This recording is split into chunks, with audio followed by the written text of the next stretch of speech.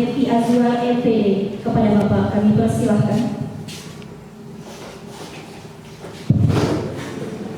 Bismillahirrahmanirrahim. Assalamualaikum warahmatullahi wabarakatuh. Waalaikumsalam warahmatullahi wabarakatuh. Innal hamdalillah, sholatan wa salaman ala Rasulillah. Rabbi shrah li sadri wa yassir li amri wa hlul 'uqdatam min lisani yafqahu qawli, amma ba'du.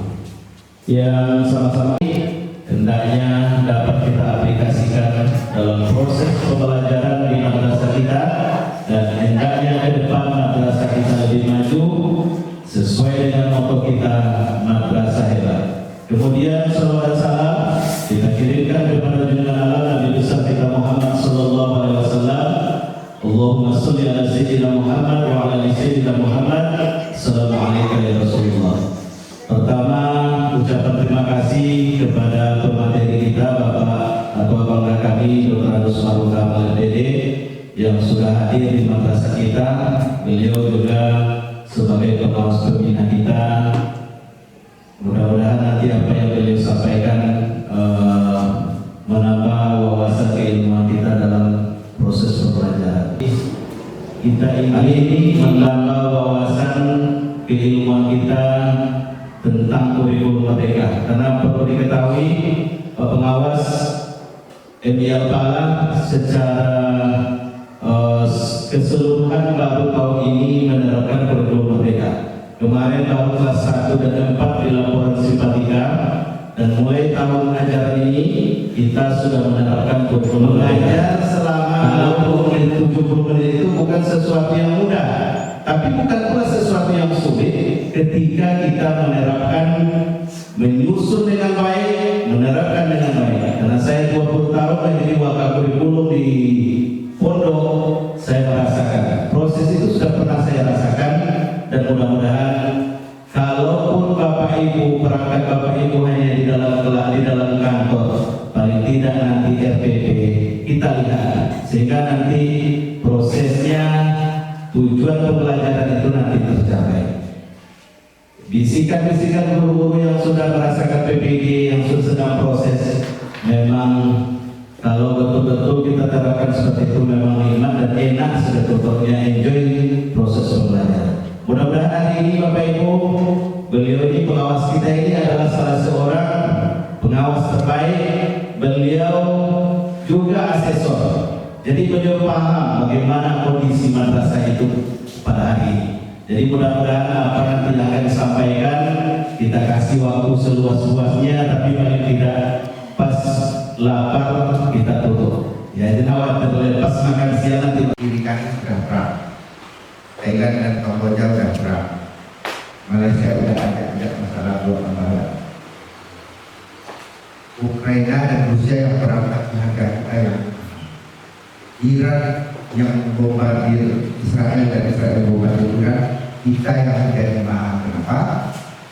Alat angkut motor awak melewati situ, yang dari Pekanbaru melewati daerah Iran, sehingga ogo kopi, ogo boe naik dari Norway, macam terang. Yang kedua, permasalahan itu pendidikan, literasi, numerasi, keterampilan berpikir tingkat ini dan keterampilan kejiwaan pendidikan itu kita alami sampai gini. Jadi kan anak awalnya itu 20 jam digunakan waktu itu baca.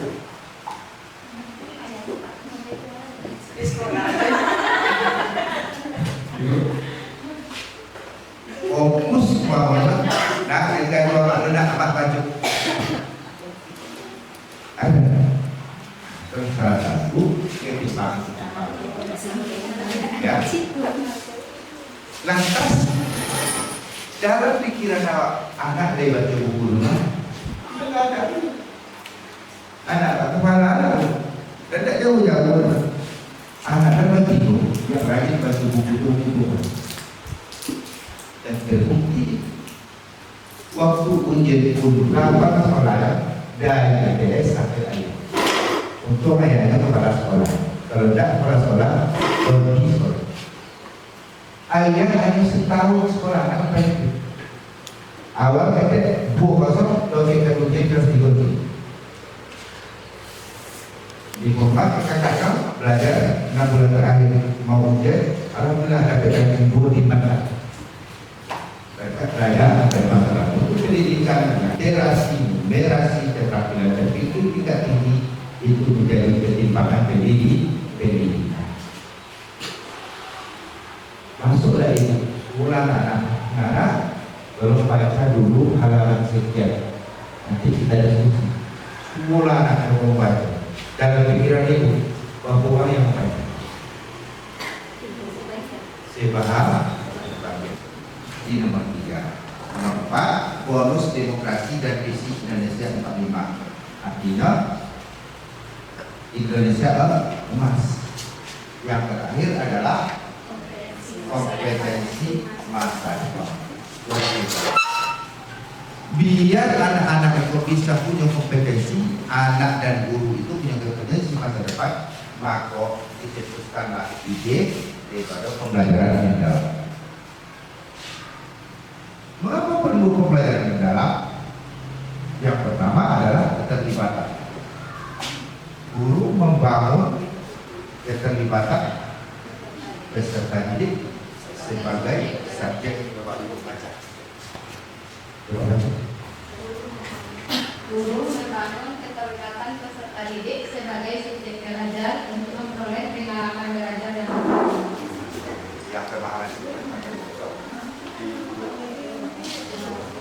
guru sama anak-anak belajar bersama. guru Dan anak murid harus bersama atau dalam dalam proses belajar. artinya pelibatan guru, pelibatan murid itu harus ada kolaborasi. Itu kenapa? Karena ini fokus pembelajaran lawak selalu kepada guru, tidak kepada anak. Nomor 2 Perkembangan budaya belajar. Nah, Guru lebih dapat mengembangkan kreativitas dan berinovasi dan melibatkan peserta didik dalam mengembangkan pengalaman belajar. masih juga pelibatan siswa.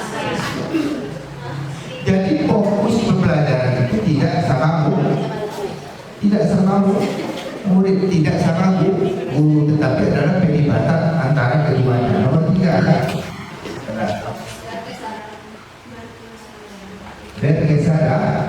berkesadaran apa katanya? Kesadaran. Guru lebih dapat membangun kesadaran peserta didik untuk menjadi pembelajaran yang aktif, termotivasi secara intrinsik untuk belajar serta aktif mengembangkan strategi belajar untuk mencapai tujuan. Apa yang pertama? Nah, ini pemanfaatan teknologi didik. Yang tahu ya ini. Halangan kau. Itu buat heboh di kondisi sekarang. Sehingga anak-anak terpengaruh dengan guru kami di Lombongan. Oh, maknanya itu bukan uang. Saya dan anak-anak Gila. sekolah dia Ya. Kondisi lingkungan di rumah kami. Yang ketiga teknologi, itu dari IT dan yang lain. Yang keempat spiritual dan ahlak mulia segala macam. Pada umumnya anak tua punya ahlak yang baik. Apa tugas guru? Tugas guru itu mantap. Apa? dari kebenaran Ah,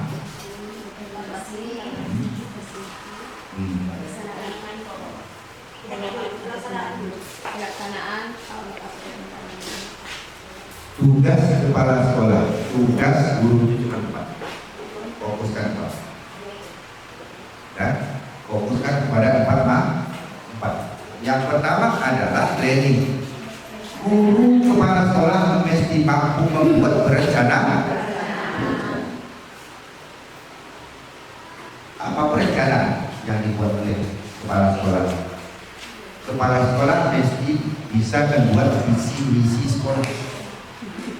Yang kedua, kepala sekolah mesti bisa membuat RKT, rencana kerja tahun. Harus bisa mampu membuat rencana kegiatan anggaran madrasah. RKM. Coba teman-teman, apa lagi? Ada yang bisa dibantu? Ya. Assalamualaikum warahmatullahi wabarakatuh.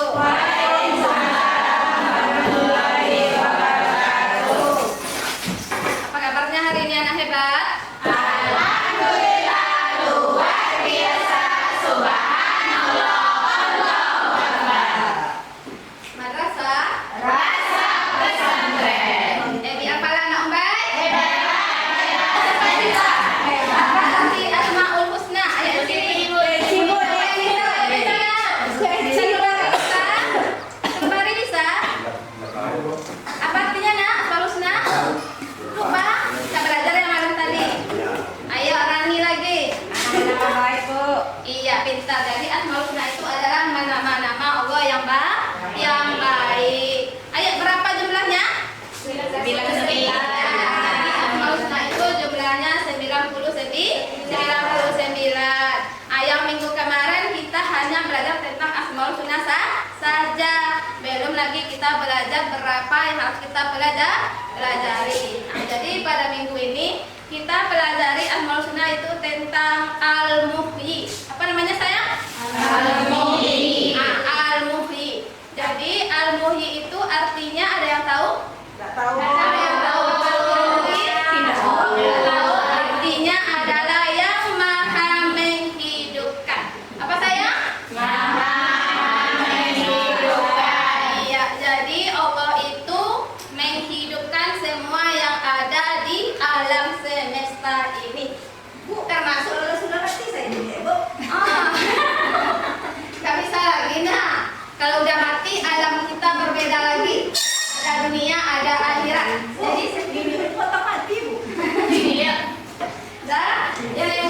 Jadi Allah itu menghidupkan semua yang ada di alam semesta ini. Contohnya siapa? Yang menghidupkan kita siapa? Allah. Yang menghidupkan langit, yang membuatkan langit, ciptakan langit siapa? Allah. Yang menciptakan bumi siapa? Allah. Ya, jadi pokoknya semua yang ada di alam semesta ini adalah yang menciptakannya Allah. Tidak ada yang menciptakannya selain Allah. Tapi juga melalui perantara.